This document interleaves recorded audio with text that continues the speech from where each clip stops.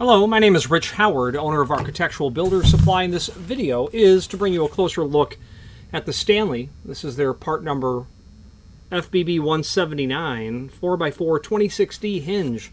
This is a really common hinge. The size might be one step less common than the most common size of hinge from Stanley, being that it's 4x4. But here's what it looks like. Very nice quality hinge.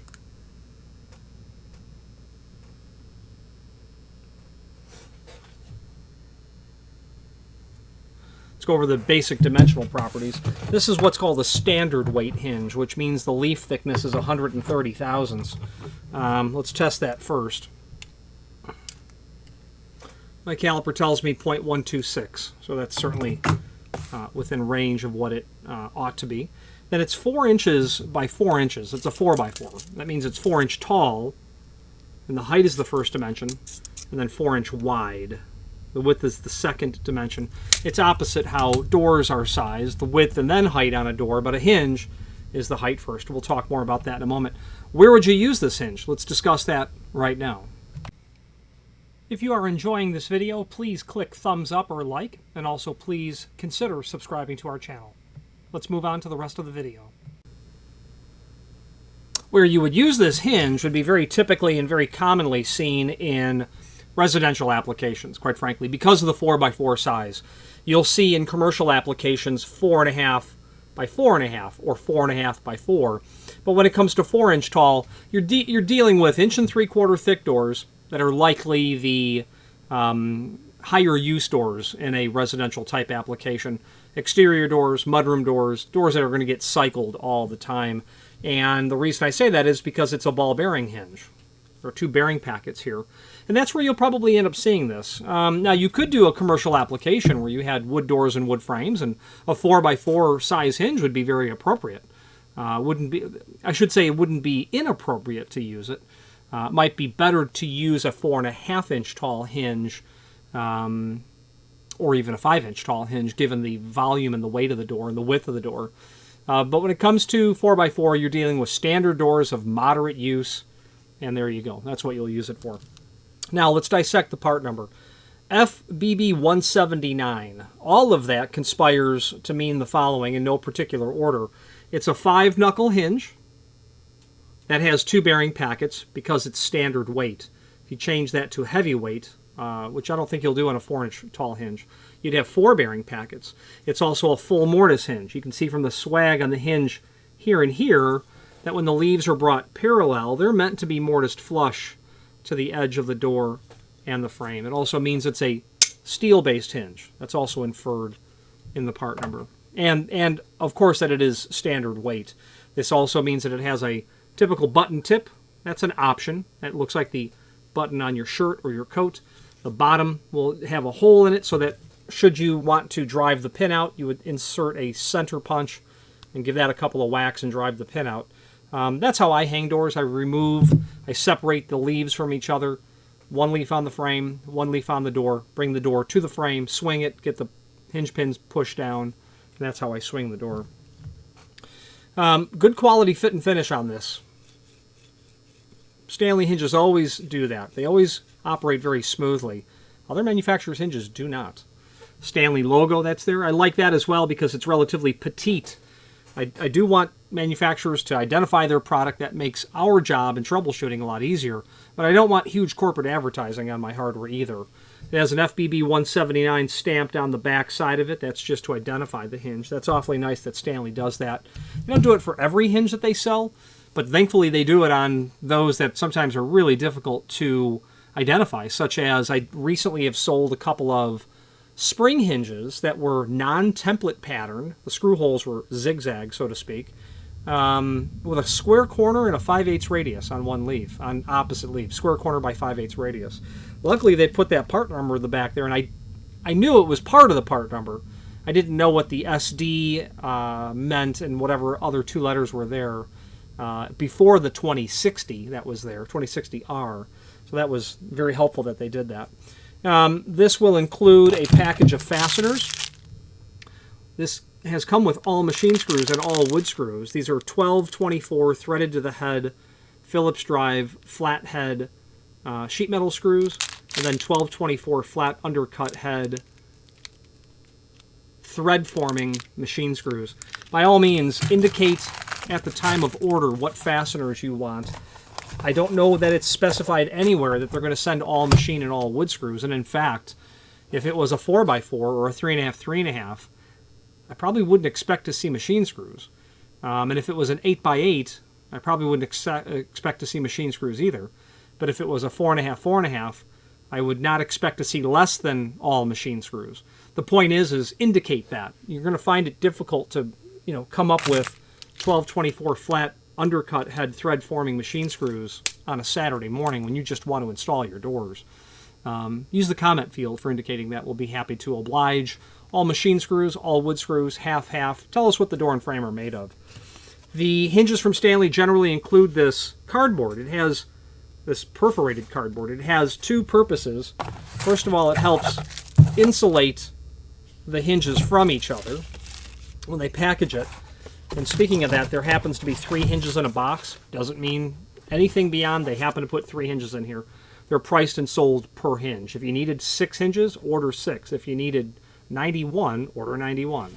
Not in boxes. It's very rare that someone will sell it based on a box. There are a couple of import companies that immediately come to mind that do it that way, which is a bit of a hassle because if you're doing a Dutch door or if you're doing a pair of 8-foot tall doors, you're going to be buying more than you need.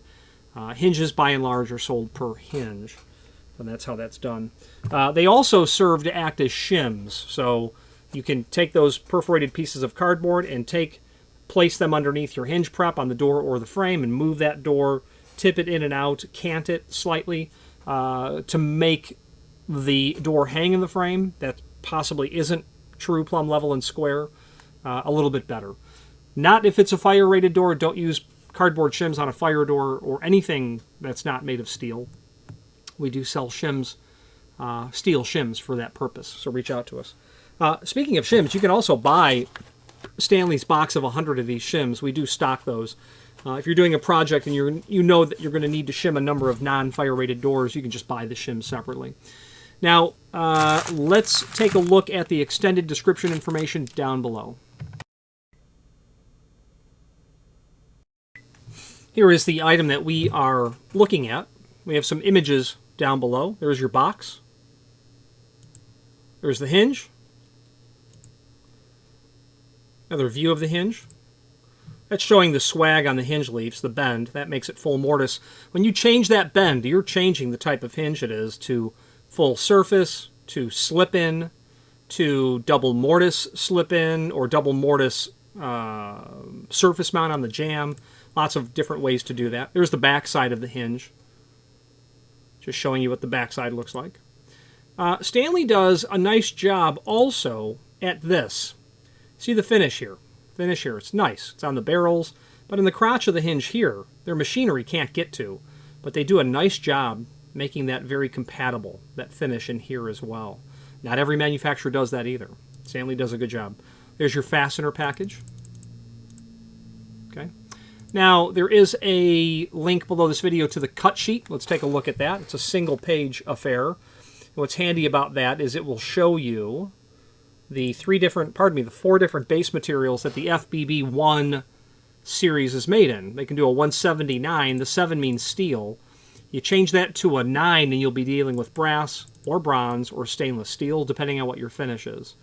For medium weight doors of average frequency, all hinges have template screw hole location for use on either wood or hollow metal doors and frames. Let's talk about that. Now there's a link below this video as well to a document that we call tech drawing. You could also call it a template. That's what they call it. Full mortise, template number, full mortise template butt hinge. The word template is used differently here. This happens to be a technical drawing. It's a template.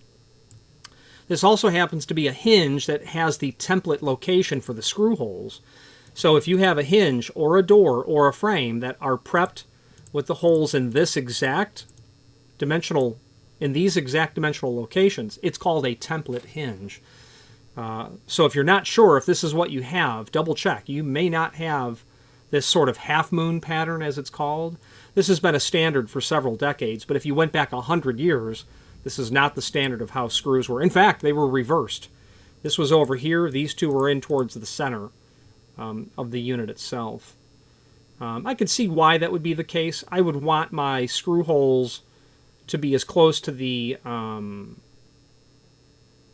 I would want it to be biased a little bit towards, you know, the vertical axis of pivoting, the center of the hinge pin, getting as much of the door secure as possible. Okay. Now, this template also will give you the F dimension, which is the swag line. So, obviously, the center of the pin to the leaf is half of the thickness. The F is the straight portion of it. Some people ask that because they're trying to calculate how thick of a door can I fit this on. What I generally think of is, where are my screw hole locations? You know, if I have a 1 3/8 thick door, and I'm going to leave a 1/4 inch down here, and that's 3/4.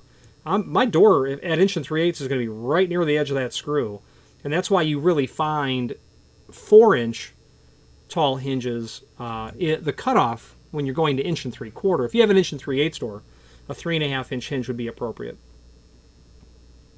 for that. Different columns of different part numbers.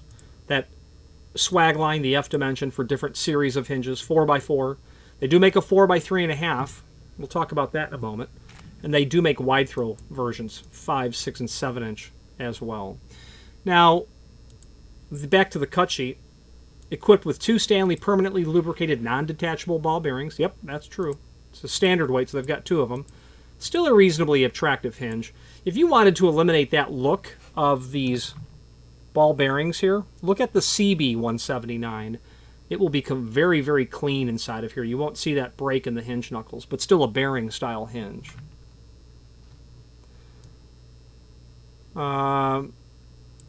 Hole in bottom tip for easy removal.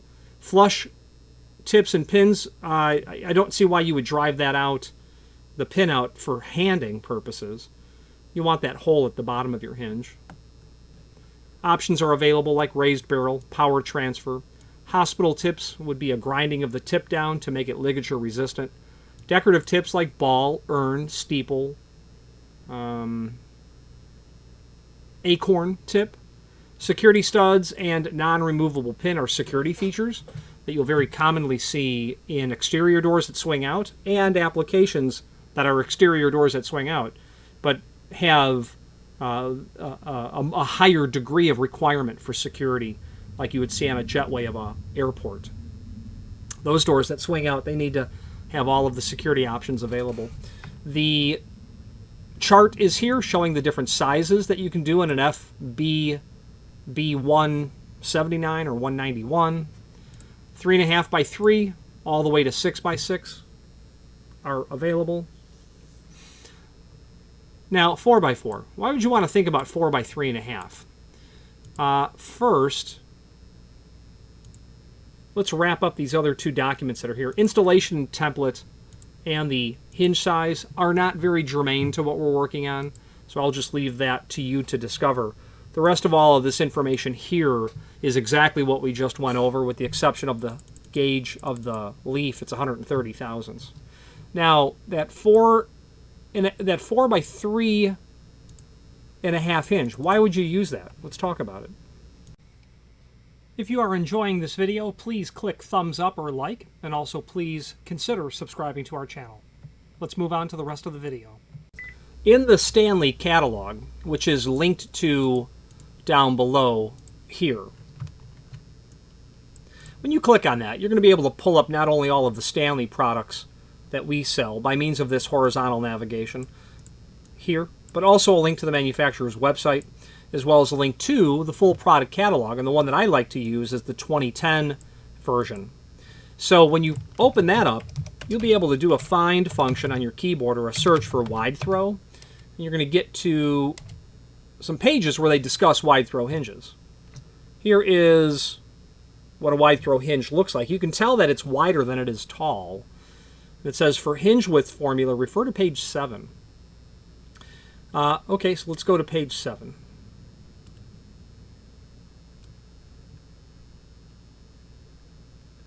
All right, here's page 7. The formula that they are referring to,